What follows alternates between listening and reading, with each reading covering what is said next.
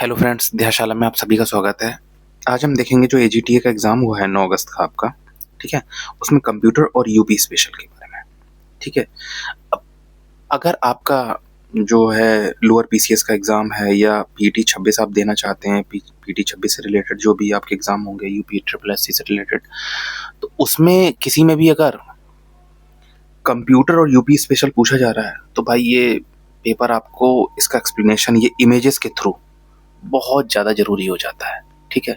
आप क्या करते हैं, आप सिर्फ थ्योरेटिकल पढ़ के चले जाते हैं और एग्ज़ाम में बिल्कुल गलत कराते हैं। आप वहाँ कन्फ्यूज़न हो जाते हैं 2 ऑप्शन के बीच में क्योंकि आपने इमेज नहीं देखी है। मैं बार-बार कहता हूँ, 100 या 1000 लाइन पढ़ने से कहीं ज़्यादा अच्छा होता है कि आप एक इमेज देख लीजिए, ठीक है? एक इमेज देख लेंगे, आपका दोबारा ये क्वेश्चन गलत नहीं होगा। जैसे आपका ये क्वेश्चन पूछता है कि कौन-सा वर्म मैलवेयर का उदाहरण है, ये पूछ लिया। यहाँ देखिए, यहाँ और अच्छे से दिखाई देगा। कौन सा वर्म मैलवेयर का उदाहरण है? WannaCry, फायरफॉक्स, एमएस वर्ड और Adobe Reader none of the above, ठीक है? तो भाई फायरफॉक्स क्यों नहीं है? ये तो ब्राउज़र है। एमएस वर्ड क्यों नहीं है? एमएस वर्ड भी एक वर्ड प्रोसेसिंग है, आपका सॉफ्टवेयर है। एडोब रीडर क्या है? ये फाइल रीडर है, ये भी नहीं है। तो WannaCry होगा। अब WannaCry हो गया, ये आंसर तो आपको इतना पता चल गया, लेकिन ये भाई WannaCry है क्या? ये भी तो पता हो। वर्म मैलवेयर है, ये है क्या? आगे भी तो एक्सप्लेन करो। तो ये WannaCry एक वर्म होता है जो एक कंप्यूटर से दूसरे कंप्यूटर में स्वतः फैलता है। ये देखिए, ये दिख रहा है ना आपको? एक कंप्यूटर से दूसरे कंप्यूटर में स्वतः फैलता है। सिस्टम को लॉक करके पैसे की डिमांड करता है। अब पैसे की डिमांड करता है तो यहीं से आप समझ जाइए कि ये रैनसमवेयर टाइप वाली सिचुएशन आ गई है। अब एक तरीके से आप देखिए तो उसने आप मतलब एग्जामिनर ने आपसे रैनसमवेयर टाइप वाली क्वेश्चन पूछ लिया, ठीक है? तो इसका आंसर क्या होगा? WannaCry। ये एक टाइप का रैनसमवेयर है, ठीक है? तो आंसर इसका क्या हो जाएगा? WannaCry। नेक्स्ट, अगला देखते हैं। आईओटी सेंसर पूछ लिया एग्रीकल्चर में। आईओटी सेंसर जब आपका घर में पूछा जाता था कि हाँ भाई पंखा चल जाता है, आपका फ्रिज चल जाता है, एसी कूलर चल जाता है, ठीक है? आईओटी आपके तो घर के बारे में बात हो रही थी। लेकिन अगर आप ये आईओटी सेंसर जो है आपका एग्रीकल्चर में चला जाए, एग्री में पूछ लिया जाए, अब क्या करेंगे आप? एग्रीकल्चर में क्या-क्या देख सकता है? भाई एग्रीकल्चर में आपकी मिट्टी जो नमी है वो देख सकता है, ठीक है? आपका टेम्परेचर देख सकता है, ठीक है? फसल कैसी है वो देख सकता है। यही तो सेंस करेगा, और क्या सेंस करेगा? तो वही क्वेश्चन आपसे पूछ लिया है कि प्रिसाइजन कृषि में आईओटी जो सेंसर है किसकी निगरानी करते हैं? भाई मिट्टी की नमी, ये देखिए सेंसर, ये देखिए सेंसर लगा हुआ है, मिट्टी की नमी देख रहा है, ठीक है? ये देखिए टेम्परेचर को देख रहा है, फसल की निगरानी कर रहा है, ठीक है? बस यही आंसर हो गया आपका। तो क्या कर रहा है? मिट्टी की नमी, तापमान और फसल की सेहत, ठीक है? ये आंसर हो गया आपका, ये वाला। मिट्टी की नमी, तापमान और फसल की सेहत। अब देखिए, आप आपको इमेज के थ्रू दिखाया जा रहा है। अब ये दोबारा क्वेश्चन जब भी आएगा, अब आपसे ये गलत नहीं होगा क्योंकि आपने ये इमेज देख लिया। ये देखिए, यहाँ पर ये बंदा डैशबोर्ड लेकर के बैठा हुआ है और ये देख रहा है, अच्छा इतनी नमी इतनी है, ओ टेम्परेचर 28 डिग्री इतना चल रहा है, अच्छा इसका ये इतना चल रहा है। अब ये लेकर के पूरा बैठा हुआ है, इसने पूरा देख लिया। अब ये क्वेश्चन दोबारा आपका जब भी एग्जाम में आएगा, अब आईओटी सेंसर अगर एग्रीकल्चर में पूछा जाएगा तो आपका क्वेश्चन गलत नहीं होगा। अगला क्वेश्चन पूछ रहा है, कह रहा है कि भाई 2024 तक 5G लागू करने में कौन सा देश अग्रणी रहा है? अब ये देखिए 5G, ये लोगो बना हुआ है, ठीक है? चाइना है ये अपना। तो चाइना 2024 तक क्यों? हुआ ही हुआ, जेटी, ये कंपनियां जो है 5G में उनका एकदम वर्ल्ड में बहुत बेहतरीन स्थान है। तो 2024 तक 5G लागू करने के लिए चाइना, ठीक है? अगला 69 देखते हैं। 69 में क्या कहता है? पूछ रहा है कि ईमेल स्पैम फिल्टर कैसे काम करता है? अब ये देखिए, ईमेल स्पैम फिल्टर, अब आपको यही नहीं पता है कि ये ईमेल स्पैम फिल्टर होता क्या है, तब आप कैसे पता करोगे कि काम क्या करता है? जैसे आपका ये ईमेल है, एक ईमेल आया, ये एक फिल्टर लगा हुआ है, ठीक है? Email spam filter. अब ये ईमेल जब इस फिल्टर से होकर गुजरता है तो ये फिल्टर देखता है, अच्छा ये ईमेल ठीक-ठाक है कि नहीं है? अगर ठीक है तो इसको इनबॉक्स में भेज देता है और गड़बड़ है तो इसको स्पैम में डाल देता है। यही काम करता है, ठीक है? अब ये और क्या देखता है? इनबॉक्स में भेजने से पहले ये देखेगा क्या? ये देखता है भाई किसने भेजा है, क्या भेजा है, सब्जेक्ट क्या है, उसके अंदर सामग्री क्या है। जैसे आप चेक करते हो ना भाई, जैसे सिक्योरिटी गार्ड रहता है, सिक्योरिटी गार्ड आप जाते हो तो सब लोग, आप सपोज एग्जाम में गए, ये एग्जाम में गए आप ये समझिए, ये यहाँ पर लगा हुआ है सिक्योरिटी गार्ड, ठीक है। आप एग्जाम देने गए आज AGTA का, चेक करता है ना भाई, ऊपर से नीचे तक चेक करता है, देखता है भाई कोई ऐसा सामान तो लेकर के नहीं आए हो। उसमें इंस्ट्रक्शन लिखी होती है ना, आप ये ना पहन कर आइए, धातु की कोई चीज नहीं होना चाहिए, इलेक्ट्रॉनिक गैजेट नहीं होना चाहिए, ये सब नहीं होना। ये सारा चीज इसने चेक किया। अगर ये सारी चीजें ठीक ठाक है तब तो आपको बैठा देगा कहाँ पर, एग्जामिनेशन हॉल में भेज देगा। और अगर ये गड़बड़ है, ये सब कुछ तब आपको उठाकर बोल देगा जाओ भाई बाहर जाओ, स्पैम में ये लड़का कुछ गड़बड़ कर रहा है, ये लड़की कुछ गड़बड़ कर रही है, ठीक है, उसको अलग कर देगा। बस अपनी कोई भी रियल लाइफ एग्जाम्पल जो आपका है उससे कनेक्ट कर लो, कभी चीजें नहीं भूलोगे भाई। मैं बार बार आपको बता रहा हूँ, मैंने कितने ही एग्जाम क्वालिफाई किए, कितनी ही सरकारी नौकरियां की हैं, सिर्फ यही ट्रिक और टिप्स से। आप समझो इन चीजों को, मैं आपको अपने वो बेसिक चीजें बता रहा हूँ, ठीक है, कि हर जगह क्वेश्चन में खुद को इन्वॉल्व कर लो। आप गए, आप खुद देख लो। अब ये कभी आप बूझो, मतलब कभी आपको दिमाग से निकलेगा ईमेल स्पैम फिल्टर। अभी मैं आपको टिक टिक करके 5 मिनट के अंदर आंसर की बता दूं, 5 मिनट भी नहीं लगेगा, सारा आंसर की बता दूंगा। होगा क्या इससे, दोबारा क्वेश्चन आएगा फिर गलत कर दोगे आप। तो आप समझ गए ईमेल स्पैम फिल्टर कैसे काम करता है, ठीक है। तो identifying and separating unwanted junk mail, अवांछित जंक मेल की पहचान कर अलग करना, ठीक है।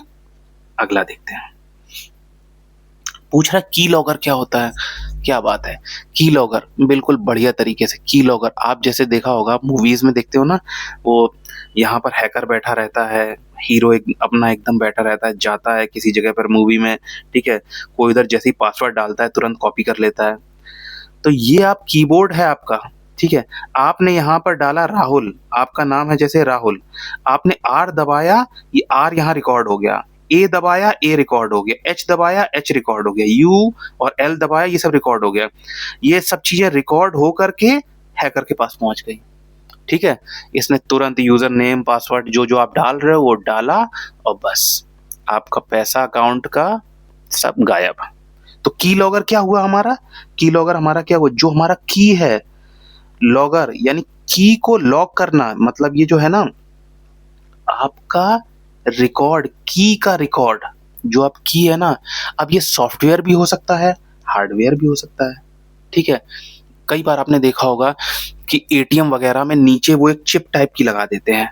कई बार आपने YouTube पे वीडियो देखे होंगे, आप वहां दबाने गए, आपने अपना पिन डाला 3 4 5 6 9 जो भी आपका वो डाला, और बाद में आप पैसा तो निकला नहीं, और वो नीचे से वो निकाला उन लोगों ने और लेकर के चले आए। तो वो क्या कर रहे हैं, वो की लॉगर वाला काम कर रहे हैं, समझ रहे हैं। तो की लॉगर क्या है, सॉफ्टवेयर भी हो सकता है और हार्डवेयर भी हो सकता है। ये सारे क्वेश्चन पूछे जाते हैं ना, इसलिए पूछे जाते हैं क्योंकि रियल लाइफ एग्जांपल में इनका यूज हो रहा होता है, ठीक है ना। तो कुंजी दबाव रिकॉर्ड करने वाला हानिकारक सॉफ्टवेयर ऑब्लिक हार्डवेयर, ये ठीक है। समझ में आया आपको की लॉगर, अब तो गलत नहीं होगा। मतलब कुछ भी चीज आप यहाँ पर जैसे जो आप एंट्री कर रहे हो वो उसको भी पता चलती जा रही है, ठीक है, जो हैकर बैठा हुआ है। अगला क्वेश्चन देखते हैं आरटीजीएस का।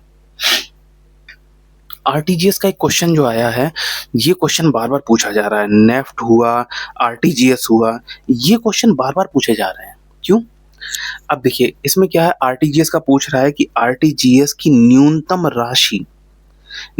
राशि का स्थानांतरण कितना। एक्चुअल में देखा जाए ना तो ये इकोनॉमी का क्वेश्चन है, ठीक है, इकोनॉमिक्स का क्वेश्चन है ये आपका ये नहीं है, बैंकिंग वाला क्वेश्चन है ये, ठीक है। ये बैंकिंग से रिलेटेड क्वेश्चन है आरटीजीएस, क्योंकि इसमें ट्रांजैक्शन लिमिट पूछ रहा है, ठीक है।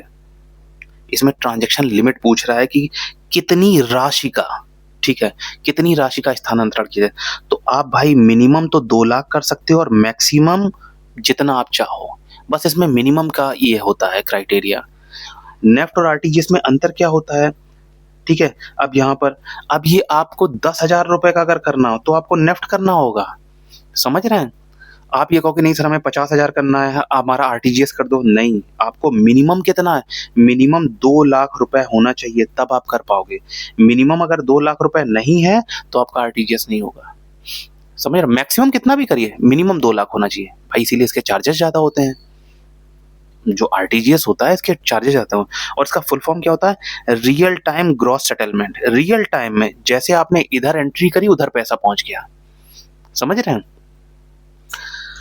तो ये आपका कितना हो गया, मिनिमम 2 लाख रुपए का। अगला अगला पूछ रहा है सेंट्रल प्रोसेसिंग यूनिट, सीपीयू की गति, ये तो आपको पता होगा भाई, गीगाहर्ट्ज में मापी जाती है। जीबी अगर आपसे पूछ रहा है तो जीबी तो भाई देखो, जो जीबी आपसे पूछ रहा है, गीगाबाइट पूछ रहा है, तो ये क्या होगा, ये तो भाई आपकी स्टोरेज वाली हो गई। कितना, नहीं हम लोग कितना जीबी की है भाई, आपकी पेन ड्राइव कितनी जीबी की है, 32 जीबी, 34 जीबी, सॉरी 34 नहीं 64 जीबी, कितने जीबी की है, ठीक है। डीपीआई डॉट्स पर इंच, ठीक है। तो ये डॉट्स पर इंच हमारा क्या हो गया, ये तो हमारा पिक्चर वाला रहता है, इमेज की रेजोल्यूशन वाला रहता है, ठीक है। और एमबी क्या होता है, एमबी हमारा क्या होता है, फाइल साइज होता है, ठीक है, फाइल साइज होता है। तो यहां पर सीपीयू की गति के बारे में अगर पूछ रहा है तो गति के बारे में आंसर क्या होगा, गीगाहर्ट्ज।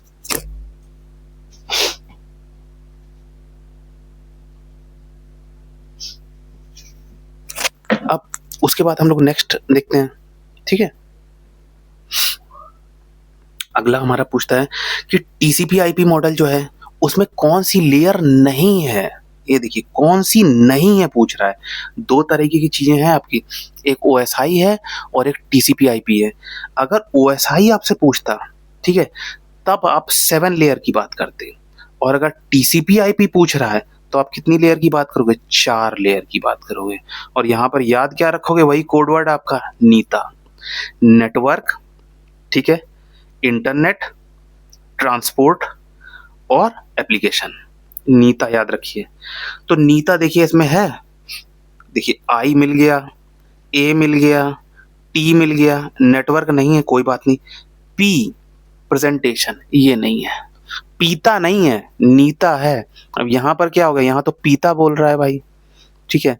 तो नीता आपको याद रखना है, network access layer, internet layer, transport layer, application layer. अगली बार जब भी टीसीपी आईपी आए, ठीक है, तो आपको ये पता होना चाहिए नीता। जैसे मैंने उसमें आपको बताया था ना, अगर आपने देखा होगा लेखपाल वाले में मैंने कराया था कि अगर आपका ओएसआई मॉडल आ जाए तो मैंने क्या ट्रिक बताई थी, पढ़ना है, ठीक है, पढ़ना है तो सेशन, प्रेजेंटेशन, एप्लीकेशन ये बनाना पड़ेगा। याद आया आपको? मैंने बताया था आपको पढ़ना, PDNT, पढ़ना है तो सेशन, प्रेजेंटेशन, एप्लीकेशन। तो इसमें एप्लीकेशन आ रहा है ओएसआई मॉडल में, लेकिन नीता वाले में नहीं आ रहा है। समझ में आया? तो इसमें पूछ रहा कौन सा नहीं है, प्रेजेंटेशन। इसका आंसर क्या हो जाएगा, प्रेजेंटेशन। ठीक है, अब ये अगली बार क्वेश्चन गलत करके नहीं आइएगा, ठीक है। पूछ रहा है निम्नलिखित में कौन सी 5G नेटवर्क की विशेषता नहीं है, फिर से 5G नेटवर्क की विशेषता नहीं है पूछ रहा है, ठीक है। 74 5G नेटवर्क की विशेषता नहीं है, ये छोटा लिखा हुआ है ना इसलिए यहाँ पर बड़े के तौर पर देख रहे हैं, ठीक है।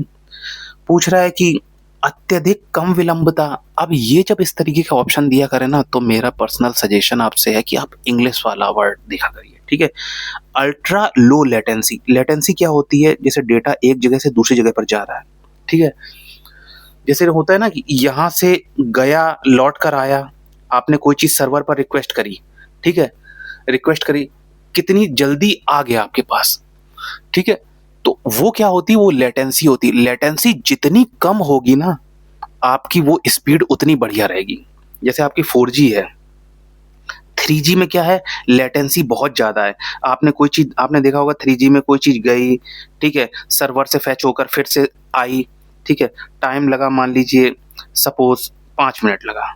4G में मान लो सपोज आपका 3 मिनट लगा, ठीक है। 5G में मान लो सपोज 1 मिनट लगा। तो कौन सा बढ़िया रहेगा, जिसकी लेटेंसी जितनी कम रहेगी। इसकी लेटेंसी कम है, ये बढ़िया है। 1 मिनट तो मैं बहुत ज्यादा बोल रहा हूँ, ठीक है।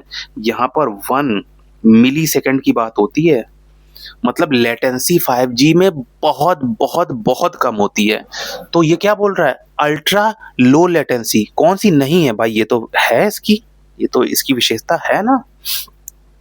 उसके बाद पूछ रहा है बड़े पैमाने पर डिवाइस कनेक्टिविटी। अरे क्या बात है भाई, कितने बड़े पैमाने पर आप देख रहे हो, मैसिव डिवाइस कनेक्टिविटी है। 5G 1 वर्ग किलोमीटर क्षेत्र में कितनी सारी डिवाइसेस कनेक्ट कर सकता है, ठीक है ना।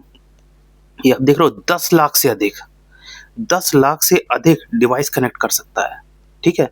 अब उसके बाद क्या कह रहा है, डेटा स्पीड। भाई डेटा स्पीड की तो बात ही मत करो, ठीक है। 5G स्पीड 10 Gbps तक की स्पीड हो सकती है। तो ये भी है विशेषता, ये भी 4G से धीमा। भाई ये विशेषता नहीं है, 4G से धीमा ये विशेषता नहीं है, 4G से तो तेज है ना। यही आंसर हो जाएगा आपका। समझ में आ रहा है ये चीजें, ठीक है। अगला भाई, इसमें थोड़ा टाइम लगेगा लेकिन दोबारा ये क्वेश्चन गलत नहीं होंगे आपके, ठीक है। अगली, अब जैसे ये है भवन और परिसर में, मैं बता दूं आपको इसका आंसर लैन है। अरे लैन है, अगली बार वैन पूछ लिया तो क्या करोगे, मैन पूछ लिया तो क्या करोगे, हैं, पैन पूछ लिया तो क्या करोगे। तो आपको ये भी पता होना चाहिए पैन क्या है, पर्सनल एरिया नेटवर्क। भाई बिल्कुल एक जैसे नहीं होता, कुछ मीटर तक की बात करें तो वो क्या हो जाएगा, वो पैन हो जाएगा। यहाँ भवन या परिसर पूछा है, ये तो हो नहीं सकता है। वैन क्या है, wide area network. Wide area network बहुत बड़ा क्षेत्र, मतलब महाद्वीप हो या देश की बात कर रहा हो, वहां पर वैन लगाते हैं, ये भी नहीं होगा भाई। मैन क्या है, मेट्रोपॉलिटन एरिया नेटवर्क, ठीक है। किसी शहर की बात कर रहे हो, कोई महानगर हो, किसी शहर की बात कर रहे हो तो वहां पर मैन है। अब बचा आपका लैन। भवन हो, परिसर हो, ऑफिस हो, उसके लिए क्या है, लैन। जैसे ये आपका एक, मान लीजिए ये एक ऑफिस है, एक भवन है, एक परिसर है। अब यहाँ पर ये डिवाइसेस जो कनेक्टेड होंगी, यहाँ पर ये सब कनेक्ट होंगी, ये सब किसके थ्रू होंगी, लैन के थ्रू। तो लैन कहाँ तक सीमित है, एक भवन परिसर यहाँ तक सीमित है। तो इसका आंसर क्या हो जाएगा, लैन, ठीक है। अगला, ये 35 क्वेश्चन बिल्कुल दिमाग में भाई रट जाने चाहिए आपके, ठीक है। अगला क्वेश्चन, भारत की आधार प्रणाली किस तकनीकी का उपयोग करती है। भाई देखो, अब इसमें आंसर देखो, जीव सांख्यिकी। ऐसे लग रहा है पता नहीं जीव जंतुओं की बात हो रही है, नहीं, इंग्लिश में पढ़ो, बायोमेट्रिक्स। अब ये बायोमेट्रिक्स में क्या क्या आता है, आप एग्जाम देने गए होगे, आज आपका एग्जाम हुआ होगा, तो आपने देखा होगा एग्जाम सेंटर में आकर के वो आंख के भीतर वो कुछ स्कैन करता है, आइरिस स्कैन करता है। पहले क्या होता था, आपने देखा होगा बायोमेट्रिक, ये थंब इंप्रेशन लगाया जाता था, कहीं पे आइरिस स्कैन करता है, ठीक है ना। तो ये सारी चीजें क्या होता है, चेहरा, फिंगरप्रिंट, ये सब चीजें स्कैन करता है, ये सब किस में आती है, हमारी बायोमेट्रिक्स में आती है। यही हमारी जो आधार प्रणाली है ना, उस इसी तकनीकी का यूज करती है। तो इसका आंसर क्या होगा, फैक्स होगा नहीं, फैक्स मशीन, टेलीग्राम तुम्हारा मैसेज भेजने वाला सोशल मीडिया है नहीं, तो इसका आंसर क्या हो जाएगा, बायोमेट्रिक्स, ठीक है। 76 कहाँ है भाई, ये रहा बायोमेट्रिक्स, जीव सांख्यिकी। अगला, मशीन लर्निंग। क्या बात है, मशीन लर्निंग। अब देखो समझो क्या है मशीन लर्निंग। मशीन कह रही है कि भाई हम खुद लर्न कर लेंगे, तुम परेशान ना हो। जैसे हम लोग को कहते हैं ना, अरे भाई तुम क्यों परेशान हो रहे हो, तुम हमें सामान दो, हम खुद ही देख लेंगे, बस। मशीन क्या कह रही है यहाँ पर, एक काम करो, तुम डेटा हमें दो, हम खुद ही सीख लेंगे। तो ये डेटा, बहुत सारा डेटा आया, डेटा से मशीन, डेटा से पैटर्न सीखती है और फिर उसके बाद अपना डिसीजन देती है, समझ गए। यानी आपने बहुत सारा डेटा दे दिया, ठीक है। अब मशीन क्या करेगी, खुद ही लर्न करेगी, उस डेटा से खुद ही लर्न करेगी, खुद ही पैटर्न निकालेगी और आपको बताएगी। तो क्या हो, मशीन लर्निंग का सबसे अच्छा वर्णन क्या है, ऐसी प्रणालियां जो बिना किसी स्पष्ट प्रोग्रामिंग के डेटा से सीखती हैं। मशीन क्या बोल रही है, हम खुद लर्न करेंगे, तुम परेशान मत हो, हम खुद लर्न करेंगे, तुम डेटा दो, हम खुद लर्न करेंगे। तो इसका आंसर क्या हो जाएगा, सी, ठीक है। अगला देखते हैं 78, कहता है पीएमजी जो ये वाला है, कौशल विकास योजना के लिए भारत सरकार की कौन सी योजना है, कौन सी योजना है। यहाँ बात आईटी के रेफरेंस में पूछी जा रही है, ये ध्यान रखिएगा। जब बात आईटी के रेफरेंस में पूछी जा रही है तो भाई मनरेगा तो होगा नहीं, क्योंकि ये रोजगार वाला हो गया, उज्ज्वला तुम्हारा गैस वाला हो गया, पीएम किसान वाला तुम्हारा वही किसान निधि वाला हो गया, 6,000 रुपए जो दिए जाते हैं। तो अब अगर ये चीजें पूछ ली, ठीक है, अब अगर ये वाली चीजें पूछ ले रहा है कि भाई पीएम किसान, तो लास्ट आपका बचा क्या, पीएमजी दिशा। अब ये क्या है, प्रधानमंत्री ग्रामीण डिजिटल साक्षरता अभियान। अब इसमें क्या होता है, अब ये अगली बार ये ना पूछ करके सिर्फ यही पूछ लिया कि पीएमजी दिशा क्या चीज है। तो अब ये पीएमजी दिशा क्या होता है भाई, इसकी शुरुआत ये हुई 2017 में। मैती जो है वो भारत सरकार का, उसने करा 14 वर्ष से अधिक ग्रामीण नागरिकों को बेसिक कंप्यूटर की ट्रेनिंग, इंटरनेट, डिजिटल भुगतान, ईमेल, और फिर ये जब आप कंप्लीट कर लेते हैं तो आपको सर्टिफिकेट भी दिया जाता है। समझ गए? तो प्रधानमंत्री ग्राम डिजिटल साक्षरता अभियान। तो ग्रामीण क्षेत्र में आपको ये जो कंप्यूटर और इससे रिलेटेड चीजें जो सिखाना है ना, डिजिटल साक्षरता जो देना है ग्रामीण क्षेत्रों में, वही क्या है आपकी पीएमजी दिशा। ठीक है, तो इसका आंसर क्या हो जाएगा, प्रधानमंत्री ग्रामीण डिजिटल साक्षरता अभियान। अगला अगला बोल रहा है कौन सा केबल सबसे तेज डेटा, ये कई बार पूछा जाता है भाई, कौन सा केबल। इसका सिंपल सा बस एक याद रख लो, ओटीसी। ओटीसी जब भी आपसे पूछे तो ऑप्टिकल फाइबर, ट्विस्टेड पेयर वाली, ठीक है, और कोएक्सियल केबल। ठीक है, ये ओटीसी अगर आपसे पूछा जा रहा है, अब देखिए ये 1 पे है, ये 2 पे है, ये 3 पे है, तो आपसे क्या पूछा गया है, कौन सा केबल सबसे तेज डेटा।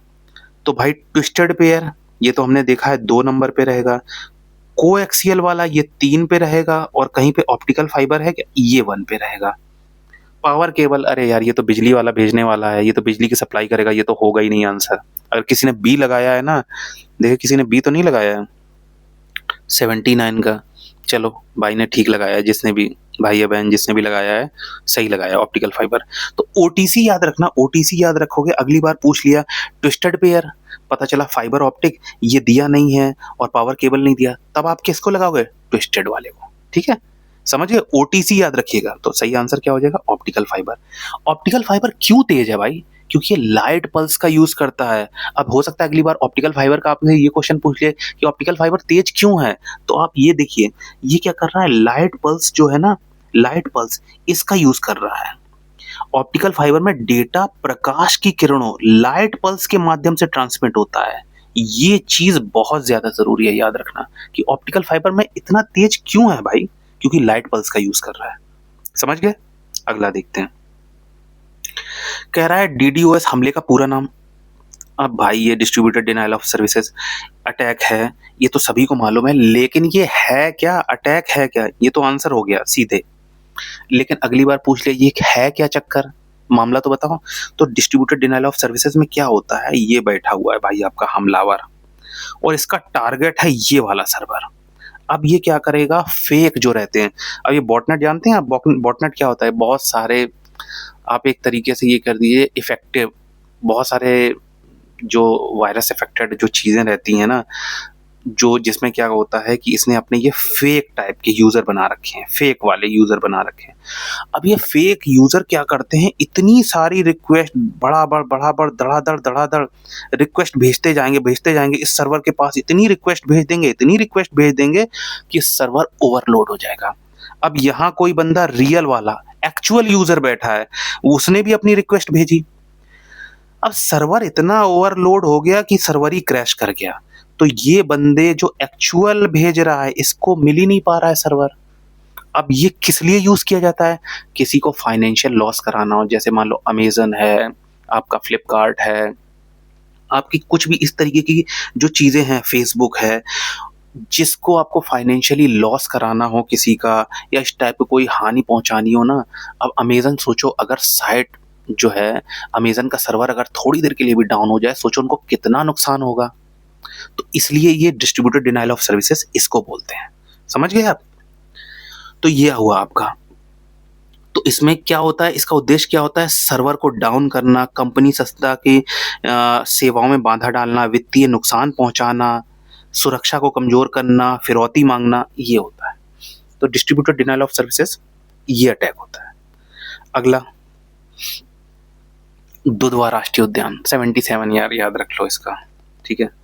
77 दुधवा राष्ट्रीय उद्यान, ठीक है, बारासिंगा के लिए फेमस है ये, और 77 में इसको राष्ट्रीय उद्यान घोषित किया गया, ठीक है, लखीमपुर खीरी में है। तो इसका आंसर क्या हो गया, ये। अगला यूपी स्पेशल चालू हो चुका है, तारकशी वाला, तारकशी याद रखो। तारकशी, कौन तार कश रहा है, कोई मैन है वो तार कश रहा है, तार ये हैं, ये ऐसे कोई नक्काशी है, यहाँ तार कस रहा है, कौन? मैन। तो मैन से मैनपुरी याद रखो। तो तारकशी जब भी पूछा जाए मैनपुरी, मैन से कहा है, मैन कह रहा है, मैन से पूछा जा रहा है भाई तूने पूरा तार कस दिया है? हाँ भाई हमने पूरा तार। कसना का मतलब नहीं होता टाइट करना। तो तारकशी कला क्या होती है? इस टाइप की सिचुएशन। ये देखिए, ये कला मुगल काल से प्रचलित है। मैनपुरी के कारीगर इसके लिए राष्ट्रीय अंतर्राष्ट्रीय स्तर पर फेमस है। हथियारों और शाही वस्तुओं पर इसका व्यापक उपयोग होता है और आज भी मैनपुरी की पारंपरिक धरोहर है। ठीक है, तो तारकशी में जब भी पूछा जाए तो मैन से पूछा जा रहा है कि भाई पूरा तार कस दिया? बोला हाँ। ठीक है, अगला अगला है क्या हमारा? हाँ, ये 83 वाला ये पूछ रहा है कि जो ताम्र भंडार संस्कृति है, कॉपर होर्ड कल्चर, ताम्र भंडार संस्कृति कॉपर होर्ड कल्चर है, उत्तर हड़प्पा कालीन स्थल सनोली जो रथों और योद्धाओं की कब्रों की खोज के लिए प्रसिद्ध था, कहाँ पर है? भाई योद्धा की बात कर रहा है, कब्र की बात कर रहा है, तो ये सब कहाँ पर होगी? बाग में ही तो होंगी, नॉर्मल ऐसी जगह पे तो नहीं होंगे। तो बस इससे बागपत याद रख लो। देखो ये रथ के अवशेष, तांबे के हथियार, तांबे की ये योद्धाओं की कब्र, इन्हीं की बात कर रहा है। तो ये रथ योद्धा ये सब की बात करें तो ये सब कहाँ पे मिलेंगे? बाग में ही तो मिलेंगे। तो इसका आंसर बागपत। ठीक है, 84 अगला बोल रहा है कि जो है उत्तर प्रदेश राज्य मानवाधिकार आयोग, इसमें कितने सदस्य होते हैं? तो भाई इसमें टोटल 3 होते हैं, एक अध्यक्ष हो गया और 2 ये हो गया। अगली बार क्वेश्चन आपसे ये पूछ सकता है कि जो अन्य 2 हैं वो किस किस से रिलेटेड हैं। एक भाई आपका जुडिशियल मेंबर है और एक कौन सी फील्ड से है? ह्यूमन राइट वाली फील्ड से। तो 1 + 2 टोटल 3 हो गए। पहले 4 होते थे, ठीक है, अतिरिक्त सदस्य पहले 4 होते थे संशोधन से पहले। जब संशोधन हुआ 2006 का, उसके बाद से 2 सदस्य हो गए। ठीक है, तो 1 + 2 3 हो गए। तो पूछ रहा कितने अतिरिक्त? एक तो है ही अध्यक्ष, तो आंसर इसका क्या हो गया? 2 सदस्य। ठीक है, 85 गंगा यमुना बैराज, ओखला की बात कर रहा है। गंगा यमुना बैराज है तो ये कहाँ पर है? दिल्ली वाला क्षेत्र है, वो नोएडा के पास बैठता है ना, ओखला वाला। तो गंगा यमुना 2 आपका क्षेत्र, ठीक है ना, और दिल्ली रिज का क्षेत्र, यही हो गया आंसर इसका। ठीक है, अगला 86 किसान बही। भाई किसान बही, अगली बार हो सकता है आपको ईयर पूछ ले 1992, ध्यान रखिएगा, अगली बार ईयर पूछ सकता है।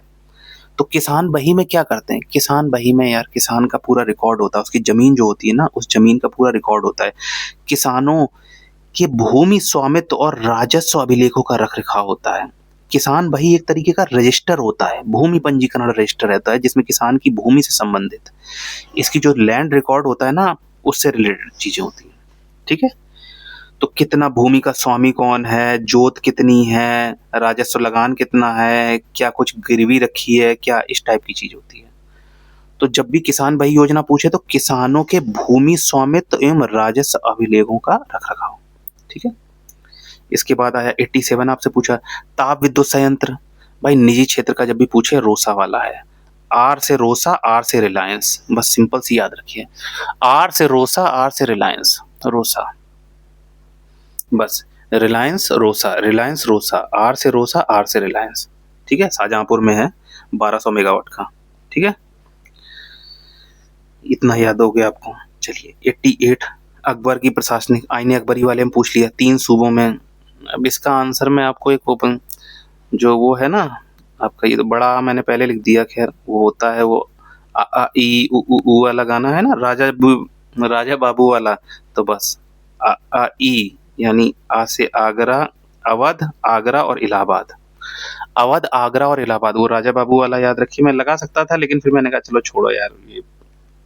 ठीक है, तो यहाँ पर क्या हुआ, पूछ रहा है अकबर की प्रशासनिक व्यवस्था आईने कभी उत्तर प्रदेश का क्षेत्र, ये देखिए। तो भाई गुजरात तो वैसे ही हट गया, दिल्ली वैसे ही हट गया, ठीक है, उसके बाद आपका बंगाल वैसे ही हट गया, तो बचा क्या? आगरा, अवध और इलाहाबाद। ऐसे याद करना हो ऐसे देख लीजिए, वैसे याद करना हो वैसे देख लीजिए। ठीक है, तो अकबर की प्रशासनिक व्यवस्था आईने अकबरी थी, आगरा, अवध और इलाहाबाद में थी। आईने अकबरी के अनुसार वर्तमान उत्तर प्रदेश का क्षेत्र 3 सूबों में विभाजित था। ठीक है, 89 जल्दी से देखते हैं। औद्योगिक विकास अधिनियम, औद्योगिक क्षेत्र विकास अधिनियम 76 में। ठीक है, 76 में लागू है। किसके लिए? योजना प्रबंधन स्थायी विकास के लिए, ठीक है, 76। इसके बाद 90 वाला देखते हैं, सोनभद्र वाला चुरक और डाला। कई बार क्वेश्चन आ चुका है यार, चुरक और डाला वाला कई बार क्वेश्चन आ चुका है कि उत्तर प्रदेश की सरकारी सीमेंट फैक्ट्री सोनभद्र के किस स्थानों से संबंधित है? चुरक और डाला, ठीक है। 91 देखते हैं, गैंगस्टर और असामाजिक गतिविधियां, ये अधिनियम जो है किस वर्ष लागू किया? 86 में, याद रखिएगा 86 में गैंगस्टर वाला। पूछ रहा है उत्तर प्रदेश के गंगा मैदान की मिट्टी विशेष रूप से पोषक तत्व, किस पोषक तत्व? पोटाश और चूना। सीधे आंसर सी लगाइए इसमें, पोटाश और चूना, ठीक है। ये कौन सा 80 कहाँ गया? अच्छा ये पीछे आ गया। 83, 85, 87 रोसा वाला हो ही गया था। 88 हो गया आपका, 89, 90, 91, 92, 93, ठीक है। पोटास वाला हो गया 93। देखिए ये बढ़िया क्वेश्चन है। उत्तर प्रदेश के भाबर क्षेत्र में नदियां और जलधाराएं अक्सर लुप्त हो जाती हैं, क्यों? इसका मुख्य कारण, देखिए क्वेश्चन देखिए कितना बढ़िया तरीके से पूछा और कितना बड़ा। उत्तर प्रदेश के भाबर क्षेत्र, यानी आपको भाबर क्षेत्र पता होना चाहिए। अब भाबर में ककड़ीली, पथरीली, ये सब चीजें आपको थोड़ा बहुत आपने अगर हल्का सा भी सुना होगा। अब यहाँ पर एक चीज पढ़ी है, ये उच्च पारगम्यता, मतलब परमिएबिलिटी होती है ना, यानी ये जो आपकी जो बजरी और कंकड़ होते हैं ना, इसकी एक विशेषता होती है, इसमें जो तरल चीजें होती हैं जैसे पानी हुआ या जो तरल चीजें होती ना, वो जो इसमें के बीच से जो निकल जाती है ना, यही क्या होता है? हमारा परमिएबिलिटी होती है। तो ये क्या कह रहा है? मोटी बजरी कंकड़ मिश्रों की उच्च पारगम्यता। हाँ भाई, भाबर में यही होता है। अब भाबर में जैसे ये आप देखिए, ये बजरी पड़ी हुई है, तो पानी क्या होगा? इन बजरी और इन कंकड़ पत्थर से होकर के पूरा नीचे की तरफ रिस जाता है ना। जब पानी नीचे की तरफ रिस जाएगा, मतलब नीचे चला जाएगा, तो होगा क्या? पानी गायब हो जाएगा। ऊपर क्या आपको दिखाई देगा? ककड़ीली, पथरीली, यही सब चीजें दिखाई देंगी। और पानी कहाँ चला जाएगा? इनमें से होकर के नीचे चला जाएगा। ये क्या होगा? ये क्षेत्र क्या कहलाएगा? भाबर।